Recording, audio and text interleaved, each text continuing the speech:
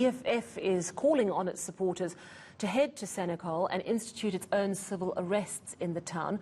The DA, meanwhile, has laid charges against the EFF over tweets sent out last week in which Julius Malema said fighters attack in response to a video of the attack on the courthouse by those farmers. You'll remember that incident, of course.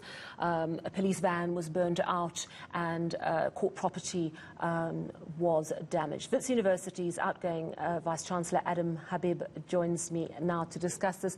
Good evening, Prof. Thanks very much for your time. I'm just wondering how much of a powder keg could Senekal become? Because on the one hand, we've got the EFF, who seem to be suggesting their supporters head to that case, which carries on Friday. This is of the two suspects arrested in connection with Brendan Horner's murder. On the one hand, you've got the EFF, and then on the other, you've got farmers who are very angry, and some of them very frightened, about the farm attacks that they say carry on and police is not doing enough. I'm just thinking, EFF, angry farmers, that possibly, do you think, could become a very bad combination? I think it is, and I think it could be a very, very bad combination. I think it's, you've been gentle. What we've got is, you've been diplomatic about the way you phrased it. What we've got is a group of racial chauvinists on both sides. And those racial chauvinists hate each other. And all you need is somebody to pull a gun or somebody to say an untoward word to somebody else, and this thing is going to spin out of hand. I must say, I think the Minister of Police has dealt with the issues. I don't often praise him. I think he's dealt with the issues fairly well. He's gone to the family and paid condolences. He's engaged Julius Malema and asked for responsible behavior. And I think that those are sensible things to do under this context. But I must say that to deploy fighters to Senekal is a very, very dangerous thing under these conditions. And frankly, let's be honest, we've got racial chauvinists on both sides. And that, in that kind of behavior, in that kind of context, violence can ensue. You know, the EFF has behaved in ways that have been violent on many, many other occasions. And frankly, as you saw last week, the farmers were violent. We've created a culture of violence in South Africa by not holding all of the people accountable. However legitimate your cause, you do not have the right to engage in political violence. That is a lesson for the farmers, but that's a lesson for the EFF. And we need to apply our rules and our law equally on all. You know, there've been criticism all round that the law is not being equally applied. Do you think that there's any truth in your assessment on, you know, is the law being more gentle with the white farmers than they are with, say, a black person?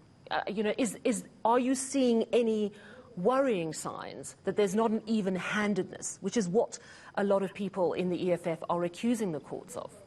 Actually, I think, look, I don't think the law has been being applied equally. And I don't see it the way the EFF does. So let me ask you, about a couple of weeks ago, the EFF launched virtually an attack on Clicks. Effectively, a number of Click stores were petrol bombed. Many stores were trashed. Ask me, how many people were arrested for that?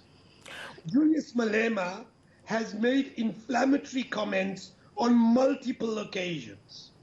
Ask yourself how many times he spent, how many nights in prison has he spent? Now, so I think the law is not being equally applied to people in the EFF, but in other cases, I think it's right that the law is not always equally applied to rich people. Look at the cases about corporate fraud and how quickly CEOs that have been engaged in fraud have been brought to book. So I do think there is a legitimacy to the accusation that the law is not being applied equally. But I don't think it's in relation to these farmers. Frankly, I think what the farmers did were unacceptable. I think they need to be identified. They need to be charged. One of them has already been charged and has not been allowed bail. I think that's legitimate. But the question is, if you're going to take action against the farmers, then make sure you take action against those that actually attack cliques, or those that destroy property in universities, or those that are particularly violent in union strikes. You must have the law apply equally to all. Now, Prof, it's interesting that you raise that issue of cliques, because I was going to ask you about the EFF and the calling for the attack, and then a clique gets petrol bombed. I did, in fact, speak to the Police Minister spokesperson, Lorenzo Tembo, when the Senekal issue happened. And she said, as far as she can recall, there was a statement issued by the police about not taking the law into your own hands around the cliques incident, and a number of arrests were made.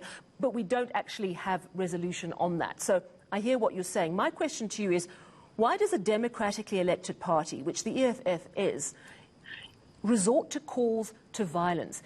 Is it because it is a populist move? Is it speaking to the anger of people who feel that no one is listening to them? And is it a particularly dangerous thing to be doing? I think it's a very dangerous thing to be doing, and it does speak to the anger of people. Citizens are angry. They feel government is not responsive to their concerns. So I think that that's true. I think we're ducking the question.